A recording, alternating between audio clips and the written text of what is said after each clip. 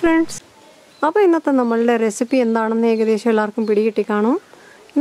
recipe Chakka Gondola, another before. Hey friends, today I am going to make another jackfruit recipe. Hi friends, welcome to Sri's Kitchen. എല്ലാവർക്കും ഒരു idea കിട്ടി നമ്മളുടെ ഇന്നത്തെ recipe എന്താണെന്ന് ചക്ക കൊണ്ടുള്ള അനന്തര റെസിപ്പിയാണ് നമ്മളുടെ എല്ലാവരുടെയും ഫേവറേറ്റ് ചക്ക കൊണ്ടുള്ള അവിയലാണ് നമ്മളുടെ ഇന്നത്തെ റെസിപ്പി. ഇപ്പം ചക്കയുടെ സീസൺ ആയതുകൊണ്ട് ഞാൻ പറഞ്ഞു ഓൾറെഡി ജാക്ക്ഫ്രൂട്ടിന്റെ കുറേ റെസിപ്പീസ് ഞാൻ പോസ്റ്റ് ചെയ്യുന്നുണ്ടാവും. ഇപ്പം നാട്ടിലൊക്കെ ഉള്ളവർക്കാണെങ്കിൽ മാത്രമേ നമ്മൾക്ക് ഇത്തരം വിഭവങ്ങളൊക്കെ ചക്ക കൊണ്ടുള്ള എന്ത് വിഭവങ്ങളും ഉണ്ടാക്കിയെടുക്കാൻ പറ്റുള്ളൂ. അപ്പോൾ ഞാനിവിടെ എടുത്തിരിക്കുന്നത് ഒരു 15 ചുള എടുത്തിട്ടുണ്ട്. നല്ല വലിയ വരിക്ക ചക്കയുടെ ചുളയാണ്. അപ്പം ചക്ക അവിയൽ ഉണ്ടാക്കുമ്പോൾ നമ്മൾ ആദ്യം ശ്രദ്ധിക്കേണ്ട കാര്യം ഒന്ന് ചക്കയുടെ ചുളയ്ക്ക് അല്പം കട്ടിയുള്ള ചുള ആയിരിക്കണം. ചക്കച്ചുളയ്ക്ക് കട്ടിയില്ല എന്നുണ്ടെങ്കിലുണ്ടല്ലോ അത് പെട്ടെന്ന് വെന്ത് പോകാനുള്ള സാധ്യത കൂടുതലാണ്. അപ്പോൾ വരിക്കച്ചക്കയൊക്കെ ഇച്ചിരി കട്ടിയുള്ള ചുളയാണല്ലോ, അപ്പോൾ അതായിരിക്കും കൂടുതലും അവിയൽ ഉണ്ടാക്കാൻ ബെസ്റ്റ്. ഇച്ചിരി കട്ടിക്ക് അരിയണം. ഇത് ഒരു കനം കുറച്ച് അരിയരുത്, ഈ ഒരു രീതിയിൽ നീളത്തിലും അരിഞ്ഞെടുക്കുക. ഒരുപാട് നൈസായിട്ട് അവിയലിന് അരിയരുത്, അപ്പോൾ ഇത് പെട്ടെന്ന് വെന്തങ്ങ് അളിഞ്ഞു പോകും. ഈ ഒരു രീതിയിൽ അരിഞ്ഞെടുക്കണം. ഇത് ഇവിടെ ഞാൻ ഇടാൻ പോകുന്നത് മാങ്ങ ഇടുന്നത് പുളിക്ക് പകരം മാങ്ങ ഇടുമ്പം കുറച്ച് നാടൻ ടേസ്റ്റ് നല്ലപോലെ കിട്ടും. അപ്പം മാങ്ങയുടെ സീസണും കൂടെ ആണിപ്പം. അപ്പം മാങ്ങ ഇടുവാണെങ്കിൽ നല്ല ടേസ്റ്റ് ആയിരിക്കും. അപ്പം നിങ്ങൾ മാങ്ങ ഇടാൻ ശ്രമിക്കുക. മാങ്ങ ഉണ്ടെന്നുണ്ടെങ്കിൽ അല്ലെങ്കിൽ അല്പം തൈര് ചേർക്കുക. പിഴുപുളി ചേർക്കുന്നതിലും നല്ലത് ചക്ക അവിയലിന് നല്ല കട്ട തൈര്, പുളിയുള്ള തൈരുണ്ടെങ്കിൽ ഒരു 1-2 ടേബിൾ സ്പൂൺ തൈര് ചേർക്കുന്നതായിരിക്കും കൂടുതൽ ടേസ്റ്റ്. ഒരു പകുതി മാങ്ങയാണ് ഞാൻ എടുത്തിരിക്കുന്നത്, അതിൽ കൂടുതൽ വേണ്ട. ചക്ക അവിയലിന് ശ്രദ്ധിക്കേണ്ട രണ്ടാമത്തെ കാര്യം പുളി ഒരുപാടാകരുത്. പിന്നെ നമുക്ക് അതിൻ്റെ കൂടെ ഇടാൻ വേണ്ടത് മുരിങ്ങയ്ക്ക. ഞാനിവിടെ ഒരു മുരിങ്ങയ്ക്കയാണ് എടുത്തിരിക്കുന്നത്. മുരിങ്ങയ്ക്ക വേണമെങ്കിൽ നിങ്ങൾക്ക് കൂടുതൽ ഇട്ടോളൂ. മുരിങ്ങയ്ക്ക ഇടുന്നത് ഓപ്ഷണലാണ്, ചക്കക്കുരു ഇടുന്നതും ഓപ്ഷണലാണ്. ചിലർ ചക്കയും മാങ്ങയും മാത്രം വെച്ച് അവിയലുണ്ടാക്കും, ചക്കയും ചക്കക്കുരുവും മാങ്ങയും കൂടെ അവിയലുണ്ടാക്കും. എന്നാൽ നമുക്ക് ഇച്ചിരി കഷ്ണം വേണമല്ലോ അപ്പം ചക്ക അവിയലുണ്ടാക്കുമ്പോൾ. അപ്പോൾ മുരിങ്ങയ്ക്ക ഇടുവാണെങ്കിൽ ഒരു സ്പെഷ്യൽ റിയൽ ഒത്തൻറ്റിക് നാടൻ ടേസ്റ്റ് കിട്ടും. അതുകൊണ്ടാണ് കേട്ടോ. പിന്നെ ഞാനിവിടെ എടുത്തിരിക്കുന്നത്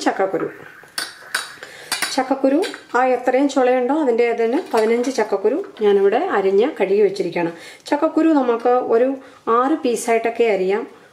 ഒത്തിരി വലുതായിട്ട് ഇടരുത്, കാരണം ചക്കക്കുരു വേകാൻ കുറേ സമയം എടുക്കും. ചക്ക ആവിയിലൊന്ന് വേവിച്ചെടുത്താൽ മതി. അപ്പം നമ്മൾ ആദ്യം ചക്കക്കുരു ഒന്ന് വേവിച്ചെടുത്തിട്ടാണ് ചക്ക ചേർക്കാൻ പോകുന്നത്. തേങ്ങ വേണം. ഞാനിവിടെ ഒരു പകുതി മുറി തേങ്ങയാണ്, ഹാഫ് തേങ്ങ ഗ്രേറ്റ് ചെയ്ത് ചിരണ്ടി എടുത്തിരിക്കുന്നത്. അല്പം പച്ചമുളക് അരയ്ക്കുക എരിവിന് വേണ്ടി. അവൻ ചുമന്ന മുളക് കൂടുതൽ ഇടുന്നവരാണ് നിങ്ങളുടെ സ്റ്റേറ്റിലോട്ടൊക്കെ. ഓരോ സ്ഥലത്ത് ഓരോ രീതിയാണല്ലോ. ചിലർ ഇച്ചിരി ചുമന്ന കളർ കാണാൻ ആഗ്രഹിക്കും ചക്ക അവിയലിന്. ഒരിച്ചിരി പച്ചമുളക് അരയ്ക്കുന്ന കൂട്ടത്തിൽ നമുക്ക് ഒരല്പം കശ്മീരി ചില്ലി കൂടെ നമുക്ക് അരപ്പിൻ്റെ കൂടെ ചേർക്കാവുന്നതാണ്. അപ്പോൾ നല്ലൊരു കളറ് കിട്ടുന്നതായിരിക്കും. ഞാനിവിടെ ഒരു 2 പച്ചമുളക് എടുത്തിട്ടുണ്ട്. ഈ പച്ചമുളക് ഭയങ്കര എരിയുള്ള പച്ചമുളകാണ്, അപ്പോൾ ഒരുപാട് എരിവും ആയി പോകരുത് ചക്ക അവിയലിന്. പിന്നെ നമുക്ക് വേണ്ടത് 1 ടീസ്പൂൺ നല്ല ജീരകം, ഒരു 3-4 ചെറിയ ചുമന്നുള്ളി, ഒരു കുഞ്ഞ് അല്ലി വെളുത്തുള്ളി.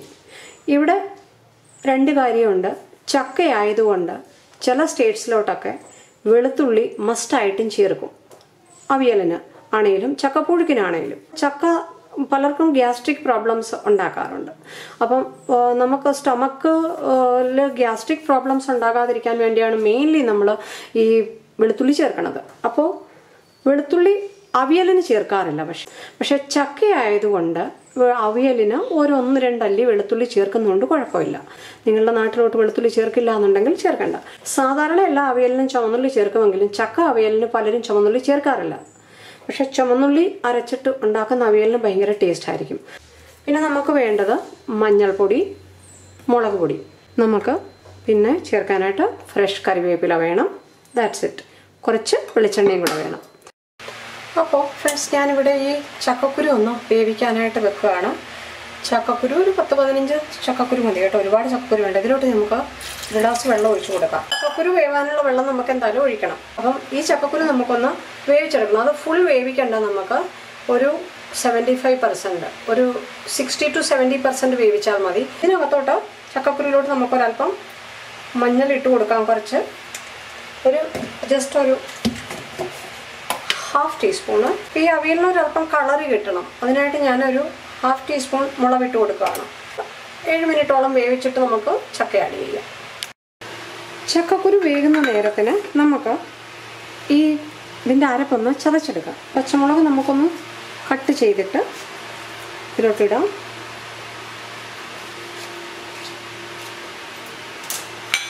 ഈ വെളുത്തുള്ളി ഒന്ന് കുളച്ചിട്ടിടാം. ചുമന്നുള്ളി ചതച്ചേ എടുക്കാവൂ. അപ്പോൾ അത് അരയ്ക്കേണ്ട കാര്യമില്ല ചുമന്നുള്ളി. നമുക്ക് ഈ ജീരകം ഇതിലോട്ടൊന്ന് ഇടാം. നമുക്കിത് മാത്രം ആദ്യം ഒരല്പം വെള്ളം ഒന്ന് ഒഴിച്ചിട്ട് ഇറക്കിയെടുക്കാം. ഇതിൻ്റെ കൂടെ ഞാൻ ഒരു നുള്ളു മഞ്ഞളും കൂടി ഇടുകയാണ് കേട്ടോ. ഞാനിവിടെ ജീരകം നല്ലതുപോലെ ഒന്ന് അരച്ചെടുത്തു. അപ്പോൾ ഒരുപാട് വെള്ളമൊന്നുമില്ല. പക്ഷേ അപ്പോൾ ഇതിനകത്തോട്ട് ഈ ചുമന്നുള്ളി ഒന്നിട്ട് കൊടുക്കാം. ഒന്ന് കട്ട് ചെയ്തിട്ട് ഇട്ട് കൊടുക്കാം. ചുമന്നുള്ളി ആക്ച്വലി ഒന്ന് ചതച്ചെടുത്താൽ മതി കേട്ടോ. അതാണ് ആദ്യം ഇടാഞ്ഞത്. ചുമന്നുള്ളി ഒരുപാട് അരയ്ക്കേണ്ട കാര്യമില്ല അവിയലിന്.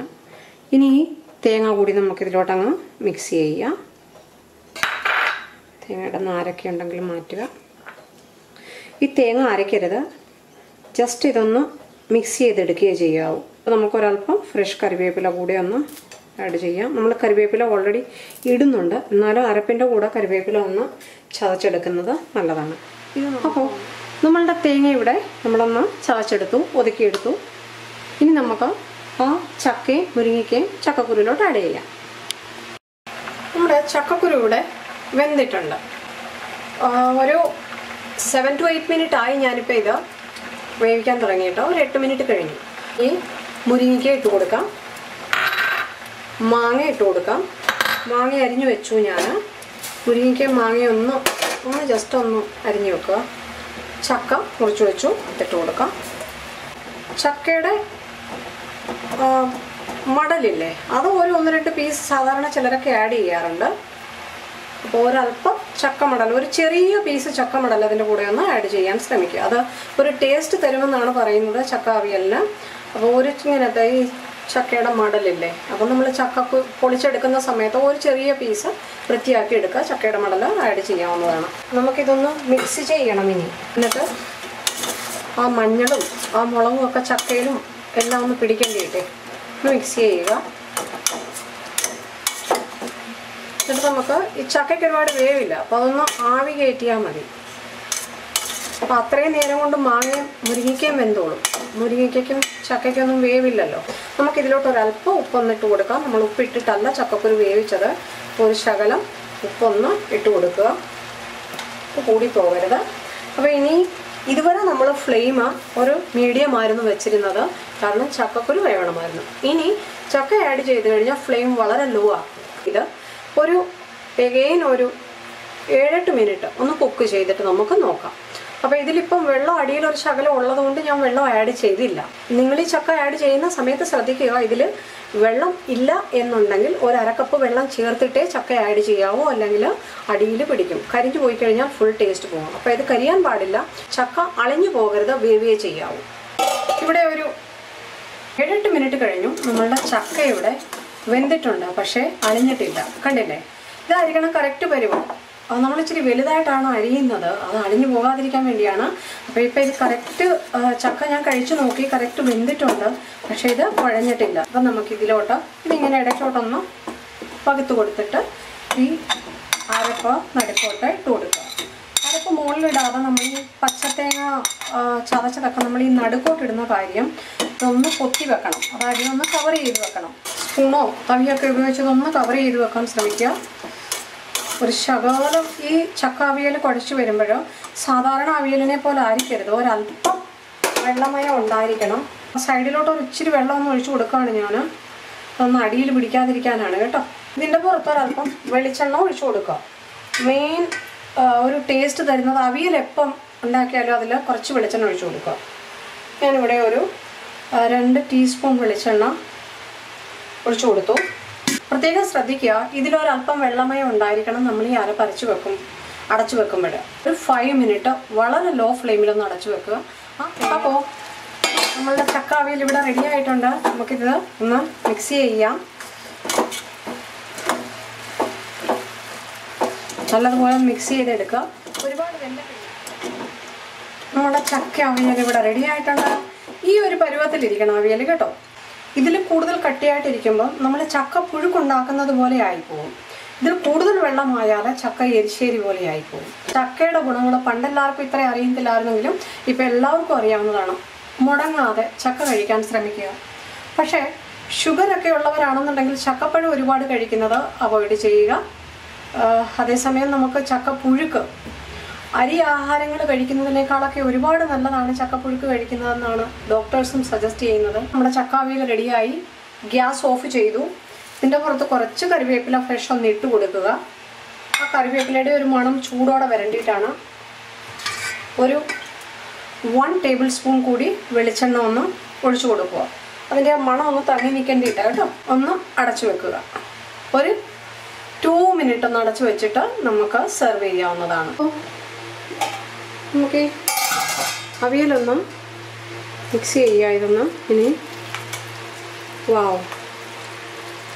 അപ്പോൾ ഇന്നത്തെ നമ്മളുടെ ചക്ക അവിയൽ എല്ലാവർക്കും ഇഷ്ടമായി എന്ന് കരുതുന്നു. Thank you so much for watching. മറക്കാതെ എല്ലാവരും ഉണ്ടാക്കി നോക്കുക. ഒരുപാട് ടേസ്റ്റിയാണ്. ഞാനിത് ടേസ്റ്റ് ചെയ്ത് കേട്ടോ. എനിക്ക് എന്താ പറയുന്നത്, ചക്ക കൊണ്ടുള്ള അവിയലൊക്കെ എനിക്ക് നോർമലി അവിയൽ ഒരുപാട് ഇഷ്ടമാണ്. പക്ഷേ അപ്പം ചക്ക കൊണ്ടൊക്കെയുള്ള അവിയലാണെന്നുണ്ടെങ്കിൽ പിന്നെ എല്ലാവർക്കും ഒരുപാട് ഇഷ്ടമുള്ളൊരു സാധനമാണല്ലോ. ഇത്രയും നല്ല ടേസ്റ്റി ആയിട്ടുള്ള അവിയലൊക്കെ നാട്ടിലാണെങ്കിൽ മാത്രമേ ഉണ്ടാക്കി കഴിക്കാൻ പറ്റുള്ളൂ എന്നെനിക്കറിയാം. അല്ലെങ്കിൽ കേരളത്തിന് പുറത്തൊക്കെ ഉള്ളവരാണെന്നുണ്ടെങ്കിൽ അവർക്ക് ഉണ്ടാക്കി കഴിക്കാൻ പറ്റാത്തതിൻ്റെ ഒരു വിഷമം കാണുമായിരിക്കാം.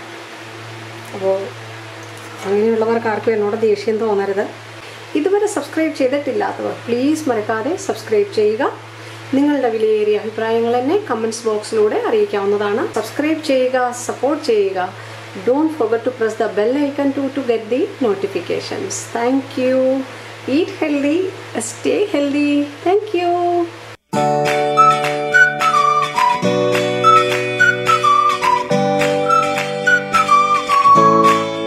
Friends, ഇന്നത്തെ ഒരു ടിപ്സ്. പച്ച ചക്കയുടെ സീസണാണ് ഇപ്പോൾ. ഒരു മാസം കൂടെ കഴിഞ്ഞ് കഴിയുമ്പോഴല്ലേ, ഇപ്പോൾ ഓൾറെഡി ചക്കയൊക്കെ അവസാനിക്കാറായി. ചക്കയുടെ സീസണ് മാക്സിമം സ്ഥലങ്ങളിൽ ചക്കയുടെ സീസൺ തീർന്നു. കാരണം ചക്കകളെല്ലാം കൊഴിഞ്ഞു വീഴുകയാണ്. മഴയുടെ സീസണാണ്. അടുത്ത മാസം തൊട്ട് ചക്കയൊട്ടും കിട്ടാനില്ലാതാവും. അപ്പോൾ ഇന്നത്തെ എനിക്ക് തരാനുള്ള ടിപ്സ്, നമ്മൾ ചക്കയുള്ള സമയത്ത് ഇതുപോലത്തെ ബോക്സസുകളിൽ അല്ലെ പ്ലാസ്റ്റിക് കവറുകളിൽ സിപ്പ് ലോക്ക് ബാഗ്സിലൊക്കെ നമ്മൾ ചക്ക അരിഞ്ഞ് ക്ലീൻ ചെയ്ത് അരിഞ്ഞ് ഫ്രീസറിൽ സൂക്ഷിക്കുകയാണെങ്കിൽ 3-4 മാസം പച്ചച്ചക്ക ഒരു കേടും കൂടാതെ അതുപോലെ ഇരിക്കുന്നതായിരിക്കും. നമ്മൾ എപ്പോൾ എടുത്തത് ഉണ്ടാക്കുന്നോ അപ്പോൾ എടുത്ത പച്ചച്ചക്കയുടെ അതേ ടേസ്റ്റ് ആയിരിക്കും. ഉണ്ടാക്കുന്നതിൻ്റെ ഒരു 5 മിനിറ്റ് മുന്നേ റൂം ടെമ്പറേച്ചറിൽ എടുത്ത് വെച്ചാൽ മതി. ഒന്ന് വെള്ളത്തിലിട്ടിട്ട് എടുക്കുമ്പോൾ തന്നെ അതിൻ്റെ ഐസ് പോയി കിട്ടുന്നതായിരിക്കും. ഇത് വളരെ ഉപകാരപ്രദമാണ് നാട്ടിൽ വന്നിട്ട് തിരിച്ചു പോകുന്ന മലയാളി പ്രവാസികൾക്ക്. നമുക്ക് ചക്കയുടെ സീസണിലൊക്കെയാണ് അവർ വരുന്നതെന്നുണ്ടെങ്കിൽ മറുനാട്ടിലോട്ടൊക്കെ ചക്ക കൊണ്ടുപോകാനായിട്ട് ഒരു ബെസ്റ്റ് ഓപ്ഷനാണ്. ഫ്രീസറിൽ കട്ട് ചെയ്ത് വെച്ച ചക്ക ഒരു 3 മണിക്കൂർ കൊണ്ടൊക്കെ നമ്മൾ നോർമലി UAE-ലൊക്കെ എത്താറുണ്ട്. അപ്പോൾ അത് ഐസ് പോകരുത്. ആ ഒരു വിധത്തിൽ ചക്ക ഫ്രീസറിൽ വെച്ചിരിക്കുന്ന ചക്ക അരിഞ്ഞ് ഇതുപോലെ പാക്കറ്റ്സിലൊക്കെ ആക്കി കൊണ്ടുപോയി കഴിഞ്ഞാൽ അവിടെ ചെല്ലുന്ന ഉടനെ തിരിച്ച് ഫ്രീസറിൽ വെക്കുക. ഒരു 3-4 മാസം ചക്ക അതുപോലെ തന്നെ കേടുകൂടാതിരിക്കും. ഇത് ഞാൻ ഓൾറെഡി ചെയ്യുന്നതാണ്, എക്സ്പീരിയൻസ് ഉള്ളതാണ് എനിക്ക്, അതുകൊണ്ടാണ് പറയുന്നത്. ഞാനൊന്ന് തുറന്ന് കാണിക്കാം. ഇതിപ്പോൾ ഞാൻ ചക്ക അരിഞ്ഞ് വെച്ചിട്ടിപ്പോൾ ഒരു 1 വീക്കിൽ കൂടുതലായി. ഇപ്പോൾ ഇതിങ്ങനെ നല്ല കല്ല് പോലെ ഇരിക്കുകയായിരിക്കും കാണാനായിട്ട്, നല്ല സ്ട്രോങ് ആയിട്ട്. കണ്ടില്ലേ? ഇപ്പം നല്ല ഐസായിട്ട് കല്ല് പോലെ ഇരിക്കുക. ഇത് നമ്മൾ എടുക്കുന്നതിൻ്റെ ഒരു 5 മിനിറ്റ് മുന്നേ ഒന്ന് വെള്ളത്തിലോട്ട് ഇട്ടാൽ മതി. ഒരു 5-10 മിനിറ്റ് കഴിയുമ്പോൾ നമ്മൾക്കിത് എടുക്കാം. രണ്ടാമത് ശ്രദ്ധിക്കേണ്ട കാര്യം, ഈ ചക്ക എപ്പോഴും പിന്നീട് യൂസ് ചെയ്യാൻ ഫ്രീസറിൽ അരിഞ്ഞ് വെക്കുകയാണെങ്കിൽ എന്തിനാണോ നമ്മൾ വെച്ചിരിക്കുന്നത് അത് അരിഞ്ഞ് വെക്കണം അഡ്വാൻസ് ആയിട്ട്. ഫ്രീസറിൽ നിന്ന് എടുത്തിട്ട് അരിയാൻ നിൽക്കരുത്. അപ്പോഴത് അരിയാൻ പറ്റിയില്ല എന്ന് വരും. അവിയലിനാണെങ്കിൽ അവിയലിൻ്റെ രൂപത്തിൽ, എരിശ്ശേരിക്കാണെങ്കിൽ എരിശ്ശേരിക്ക് വേണ്ട വിധത്തിൽ, പുഴുക്കിനാണെങ്കിൽ പുഴുക്കിന് വേണ്ട വിധത്തിൽ, ആ രീതിയിൽ അരിഞ്ഞിട്ട് വേണം ഫ്രീസറിൽ വെക്കാൻ. ഇന്നത്തെ ഈ ടിപ്സ് വളരെ ഉപകാരപ്രദമായിരിക്കും പലർക്കും. അതുപോലെ തന്നെ നാട്ടിൽ ഒരുപാട് ഏജ്ഡ് ആയ അമ്മമാരൊക്കെ ഉണ്ട്, തന്നെ താമസിക്കുന്നവരൊക്കെ. എപ്പോഴും ചക്ക അടർത്താനോ അല്ലെങ്കിൽ ചക്ക വൃത്തിയാക്കി അതൊന്ന് കുരുകളഞ്ഞ് അല്ലെങ്കിൽ ചവണി കളഞ്ഞ് വൃത്തിയാക്കി കൊടുക്കാനോ ഒന്നും എപ്പോഴും അടുത്ത ആളുകളില്ലാത്ത ഒരുപാട് പേര് നമ്മുടെ നാട്ടിലും വീടുകളിലും ഉണ്ട്. അപ്പോൾ അങ്ങനെയുള്ളവർക്ക് ചക്ക ഇടുന്ന സമയത്ത് ഹെൽപ്പ് ചെയ്യാൻ ആരെങ്കിലും ഉണ്ടെന്നുണ്ടെങ്കിൽ കംപ്ലീറ്റ് ചക്ക ക്ലീൻ ചെയ്തിട്ട് ഇതുപോലെ ഫ്രീസറിൽ സൂക്ഷിക്കാവുന്നതാണ്. പിന്നീട് ആവശ്യമുള്ളപ്പോൾ എപ്പോഴാണേലും അത് യൂസ് ചെയ്യാവുന്നതാണ്, ആരുടെയും സഹായമില്ലാതെ. ഇന്നത്തെ ടിപ്സ് എല്ലാവർക്കും ഇഷ്ടമായി എന്ന് കരുതുന്നു. താങ്ക്